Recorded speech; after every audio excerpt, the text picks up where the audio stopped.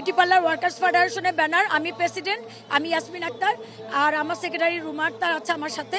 আমরা আসলে সরকারের কাছে প্রত্যাশা করি বিউটি পার্লার শ্রমিক ইউনিয়নের যে যারা শ্রমিক আছেন তারা আসলে নিরাপদে নাই।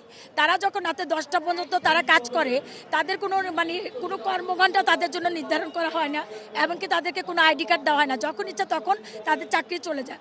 এমনকি আমাদের শ্রম আইনে আমাদেরকে দেওয়া আছে, এমনকি বলা আছে আমরা যেন কর্মঘণ্টা হিসেবে আমরা 8 ঘন্টা কাজ করি, কিন্তু আমাদের যারা বিউটি পার্লারের মালিক আছে তারা আমাদেরকে নির্দিষ্ট কর্মঘণ্টা দেয় না। তাই আমরা যখন রাতে 10টা 12টা পর্যন্ত কাজ করি, তখন আমরা যখন মেয়েরা বাসায় যাই তখন আমরা নিরাপদে আসলে থাকতে পারি না। আমি সরকারের কাছে দাবি করব আমাদের মেয়েরা যেন নিরাপদে থাকে এবং নিরাপদে কর্মস্থলে যেতে পারে, আসতে পারে। আমরা অবশ্যই দাবি করি শ্রমিকদের জন্য ভালো কিছু করুক, কারণ শ্রমিকরা অনেক পরিশ্রম করে, এটা তো এই দেশের ভালোর জন্যই। আর সবচেয়ে বড় কথা, শ্রমিকদের কষ্টের ইনকামে যে কষ্টটা, সেটার একটা প্রফিটই, সেটার একটা আউটপুটই আমাদের দেশে আসে। এই শ্রমিক ছাড়া কিন্তু আমাদের দেশে কোনো কিছু পসিবল না।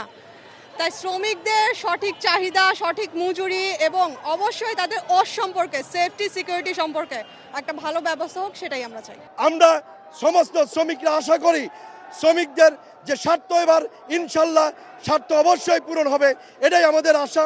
আমরা আজকে উত্তরা ব্যাংক সকলে যারা আছে সিপিএ, আমরা দীর্ঘদিন আমরা অনেক আন্দোলন করেছি, পাশাপাশি বাংলাদেশ ব্যাংক ফেডারেশনের মাধ্যমে রফিক ভাইয়ের নেতৃত্বে ঐক্যবদ্ধ হয়ে সমস্ত ব্যাংক পাড়া, মতিঝিল পাড়ায় আমরা শ্রমিক আন্দোলনকে বেগবান রেখেছি। বাংলাদেশ সরকারের মাননীয় প্রধানমন্ত্রী জননেতা তারেক রহমানের কাছে আশা করি আমাদের বাংলাদেশের যে সমস্ত শ্রমিক অবহেলিত, লাঞ্ছনা বঞ্চনা সয়ে আজও তরিক এই বাংলার বুকে বাংলাদেশ জাতীয়তাবাদী দল নিয়ে আছে।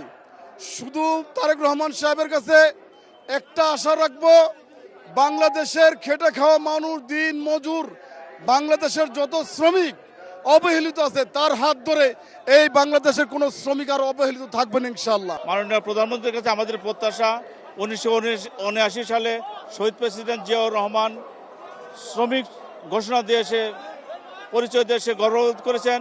1991 সালে তার সহধর্মিণী সাবেক প্রধানমন্ত্রী দেশনেত্রী বেগম খালেদা জিয়া শ্রমিকের স্ত্রী হিসেবে গর্ববোধ করেছেন।